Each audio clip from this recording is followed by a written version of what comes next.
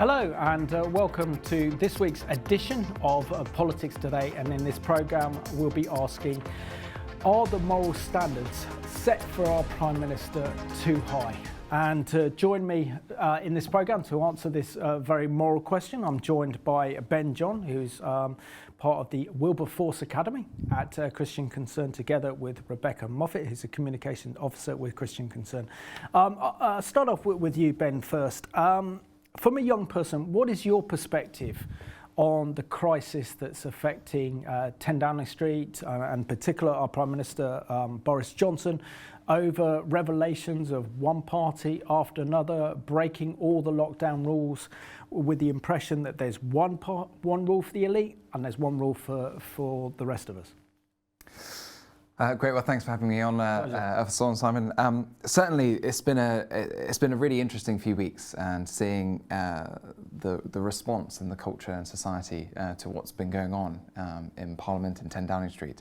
I think that it's a very natural reaction for us in this culture to be upset about hypocrisy. We've been hearing a lot about some of these stories of people who were refused from seeing dying family members, people who were banned from seeing family members, banned from going outdoors, and all these different things.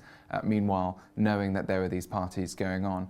I hold that in sense with a tension of, understanding that there was a group of them in the office. They were working hard, when there were the garden parties and things like that. But I think it's the inconsistency, the hypocrisy of the calls to, okay, don't ruin our what we're doing by having lots of summer parties, and meanwhile they're doing these things. I think the hypocrisy does genuinely hurt, and it's frustrating as well. Rebecca, good to have you on the programme. What are your thoughts on Boris Johnson, the way that he's behaved during lockdown, and what's worse is more and more revelations coming out about this pandemic of alcohol parties throughout various stages during the heights of lockdown, when we first went into lockdown in the end of March of 2020? Yeah, I think people are right to be upset about it. I think, as Ben has alluded to, there is a certain hypocrisy in it, because obviously these are the people that are making the rules, and it does feel like one rule for them and one rule for us.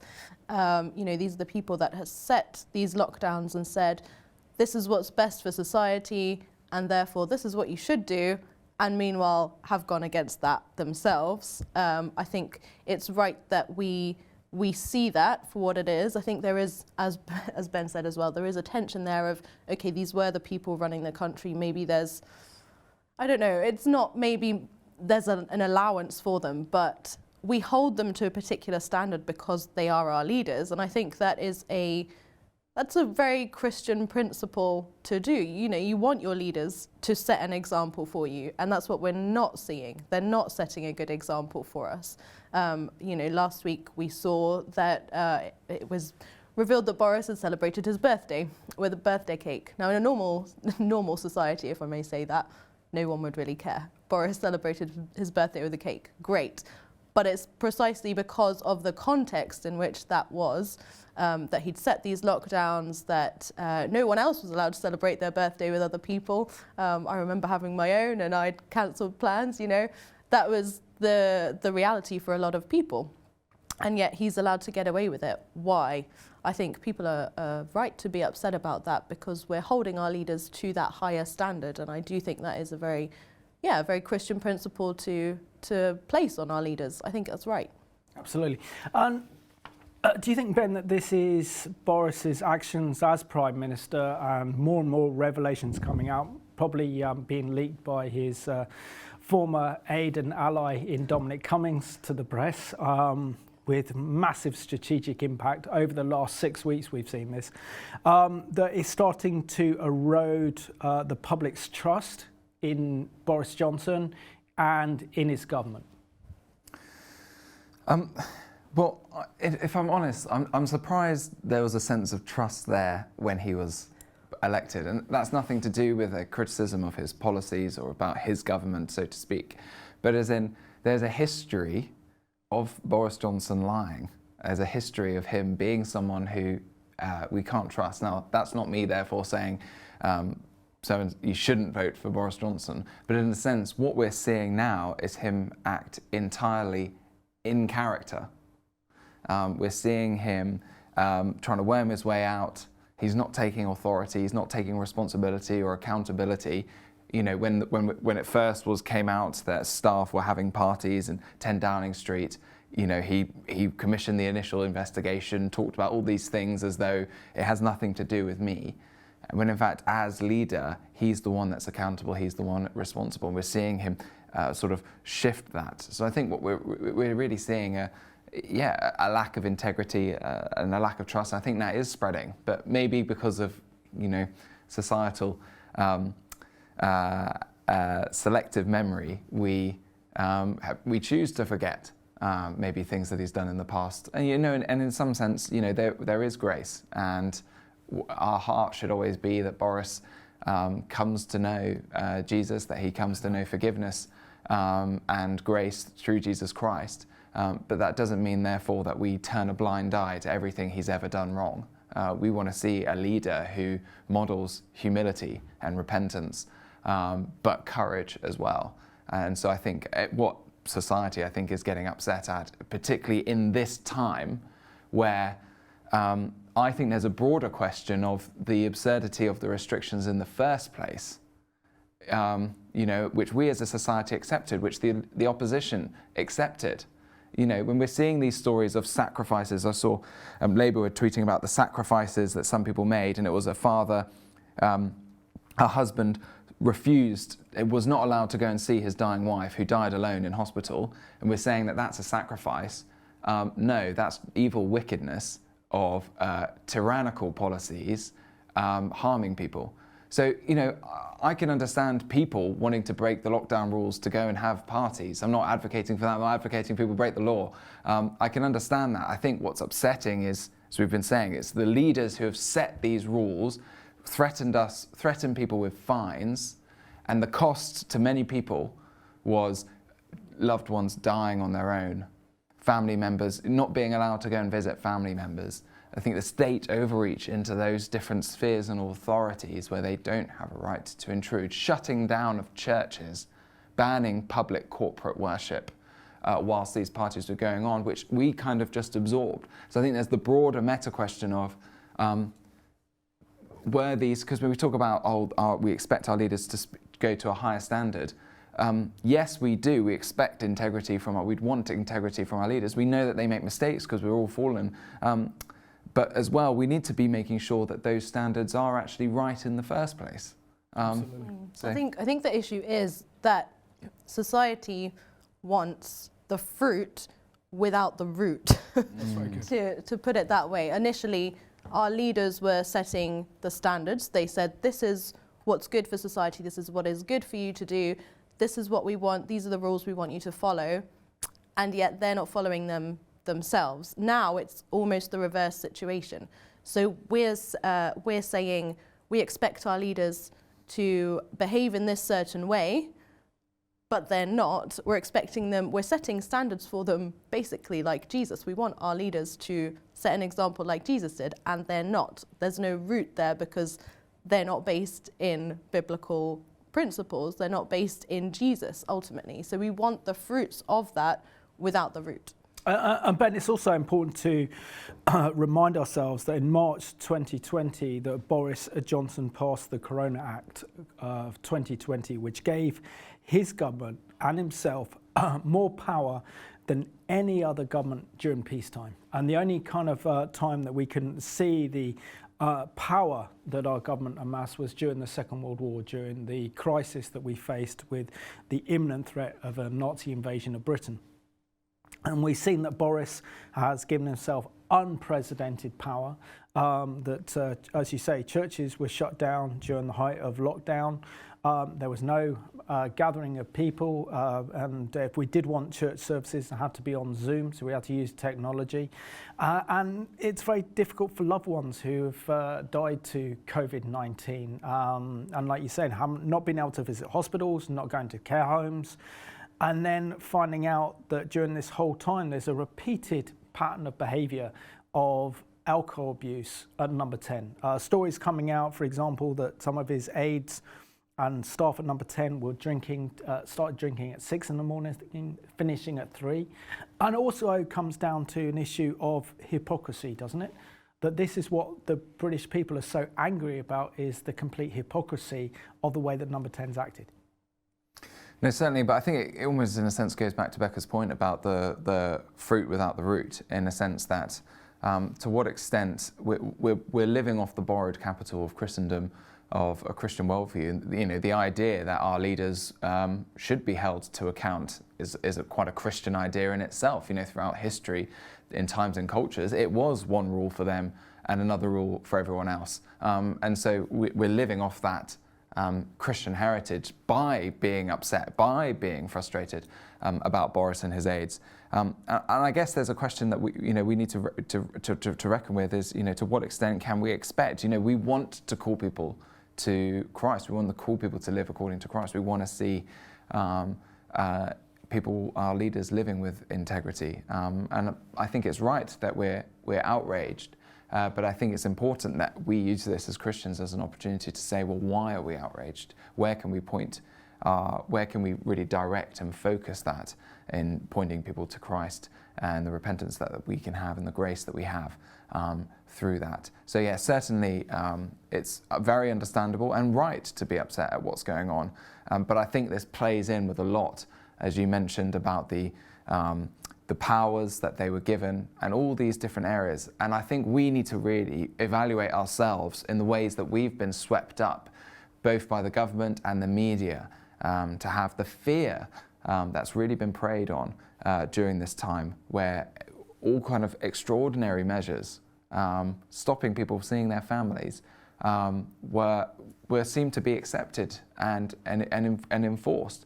You know, I remember back at the start of the lockdown, there was, you know, police were talking about seeing a couple people walking by themselves and how that's really bad.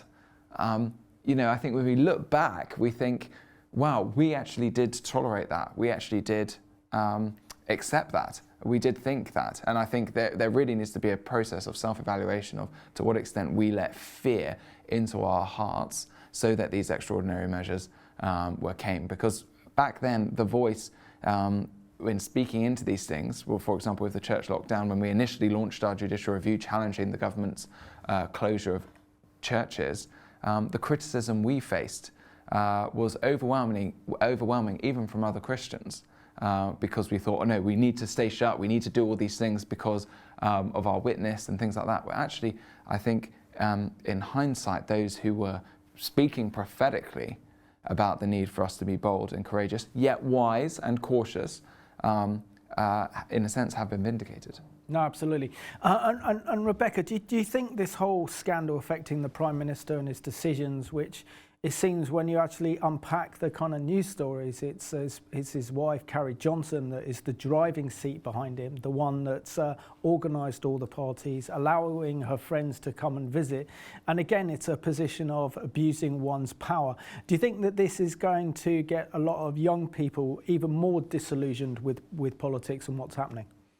My hope is that it does the opposite. My hope and my prayer really is that it gets people not enraged, but I hope it gets people responding to the situation. I hope that it sets an example of, well, I hope it sets an example in general, but my real hope is that it gets younger people thinking about, okay, these are the issues at hand. This is what we're seeing in our government. This is what we're seeing from our leaders. These are the standards that we hold to. What can we do to change the situation, to change the narrative? Because if we are holding our leaders to account, as Ben has said, and I think we should be, then how do we get to a place where they are accountable and where they are following their own rules? And I hope it gets more people involved in politics. I hope it gets people talking more. Yeah, I wouldn't like to see, I think it's very easy to become disillusioned. But my hope is that it does the opposite and would get more people involved, more churches involved as well. You know, I think we need to encourage that with our young people and to say, well, look, this is the situation we're in. If you want to change this nation, if you want to change the culture, let's do something about it. Let's put Jesus at the center. Let's speak truth in society. Let's set an example ourselves. If we're not seeing that from the top down, let's go from the bottom up. Why not? Let's put Jesus out there and show what it's really all about, because that is what it's all about. If we want Jesus in society and to change society, we've got to be the people putting him there. And Ben, is this not a byproduct of the age in which we're living in? We know that our political leaders throughout Britain, throughout Western Europe, even in the States and North America, where we've seen the predominance of secular humanism and liberalism, without any accountability, really showing itself for what it is. Because without prayer and without that intercessory prayer, the job of a prime minister or a president is pretty much impossible, because the job is a poison chalice. And the only way to get through this is to have that kind of prayer and stand on biblical values that was our Judeo-Christian heritage. So do you think what we're seeing now is a byproduct of decisions made decades ago to move away from our Judeo-Christian heritage? Yep, certainly. I think in a sense, a lot of the stuff we're seeing in society today is a judgment from God. That God, we read it in Romans 1, that God hands us over. We as a society, God's answering our prayer as a society, which is we want a world without God. And so now we're seeing the fruit of that in our politics, in our education, in laws, in healthcare, in all of these different areas. We're seeing God answer that prayer. We want a world without God. We want to set ourselves up as God. And he's handing us over, giving us over to our desires. And I think we're seeing that in politics. And so I think we as Christians need to turn to God in repentance. The church needs to repent for failing to disciple well, failing to witness, failing to love, failing to be bold and courageous in standing for Jesus Christ in public life. And we need to call the nation, we need to call individuals back to Christ. We need to call families back to Christ, and the nation back to Christ, including our politicians, calling them back to Christ. And I think one of the issues that could be a problem is for our young people, particularly young Christians, is we need to be careful that in response to some of what's happening with the Conservative Party, with Boris Johnson and things like that, that we don't think that the solution to that is necessarily to run to the opposition. And that's not me necessarily saying one's better than the other. But we've got to realise the mess that is our politics. We have, Boris Johnson lying and doing all kinds of things in Parliament, and then we have a leader of the opposition who apologises for visiting a church. We need to have a perspective that, okay, we're disillusioned with Boris, maybe. That doesn't necessarily mean run to Keir Starmer. I was alluding there to when he visited the Jesus House, and it came out that Jesus House held particular beliefs about particular issues, and Keir Starmer apologised for visiting. These are our politicians, and I think we need to be realistic in understanding that when we have leaders who reject God, that we're going to have politics that therefore rejects God. So we need to be bold in speaking into that, have a robust biblical view of politics and government and leadership, and then being able to proclaim that fruitfully. Sorry. Rebecca, do you think that also that this is the result of our media as well, and that our media has a huge part to play in this? Because we've seen at the moment that any leader that stands on a kind of biblical platform or has strong Christian beliefs, such as Tim Farron when he was leader of the leader of the Liberal Democrats, was absolutely hounded out of office by the media by saying, as a Christian, and if you hold to biblical values, you can't be a leader of any of our political parties. And to know that we only have a handful, except the brave and courageous MPs in Northern Ireland who are willing to stand on biblical principles. Is this not a result of our very liberal media in not allowing Christians really to stand for positions of power and influence, whether it's in the Labour Party, the Liberal Democrats, or in the Conservative Party? So therefore, we don't have that integrity in our leaders. We don't have that moral character that the job requires, that can really only be shaped with a belief in Jesus Christ. Well, I think if we look at what the role of the media is supposed to be, or at least historically, it was to hold our leaders to account, to report the stories that are actually happening and allow a certain level of accountability for our leaders. Are we seeing that? Maybe not so much. I think you're right. I think the media certainly has something to do with they're setting the narrative, aren't they, for this country, and allowing certain things to be reported, certain things not to be reported. Society also has to take a certain level of responsibility for that, because we're feeding on these stories and we're allowing our media to tell certain stories and not. So I think it's almost a vicious circle where they feed off of each other.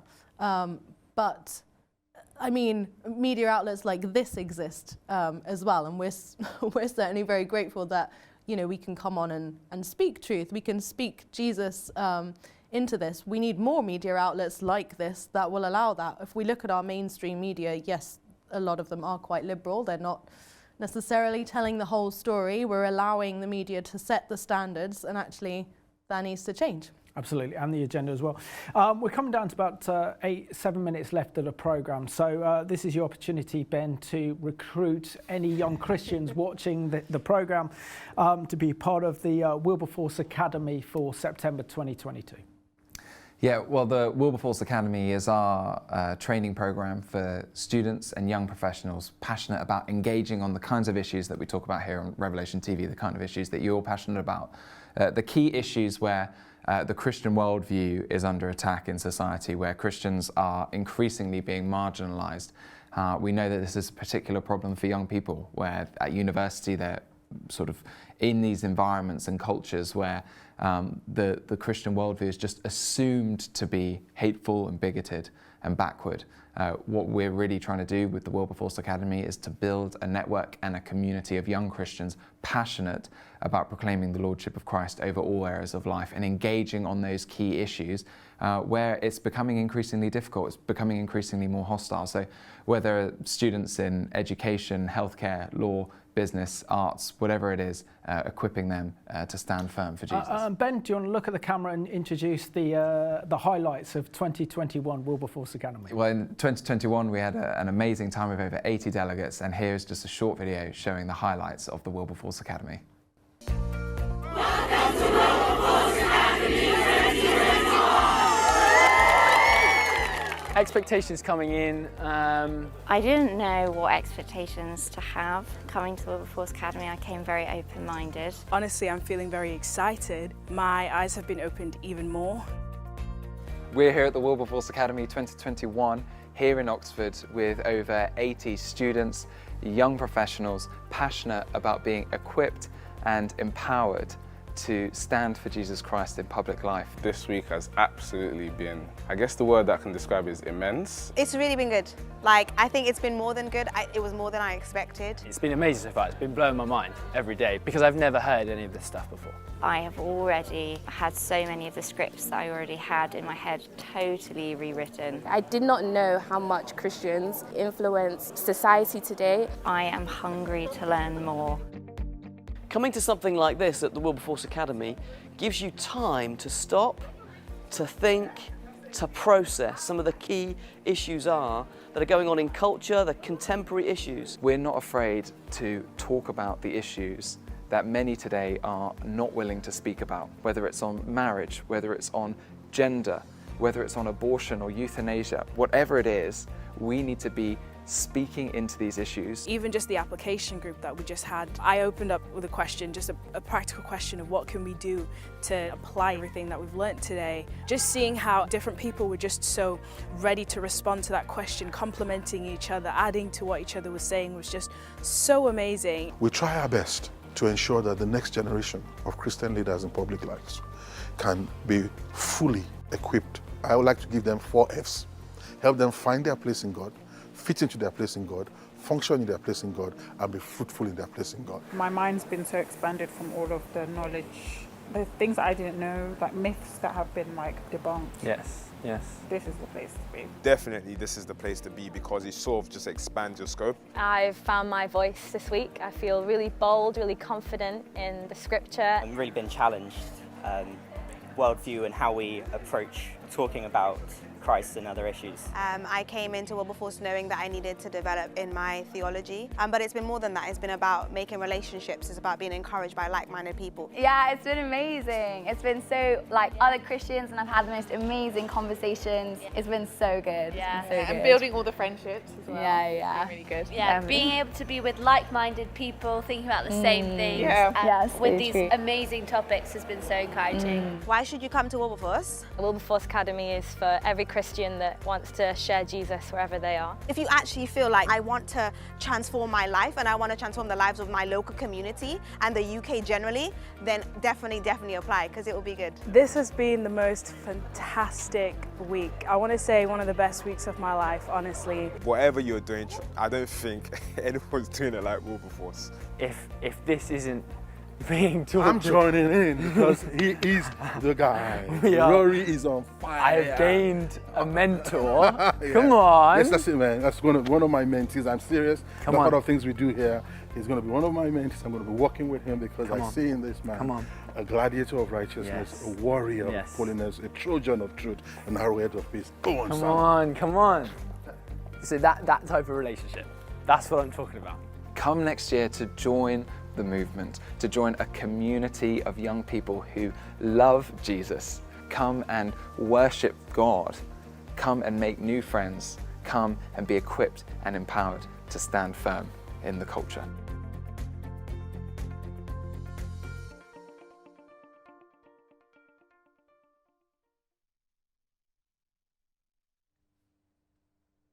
And that was the inspirational Wilberforce Academy.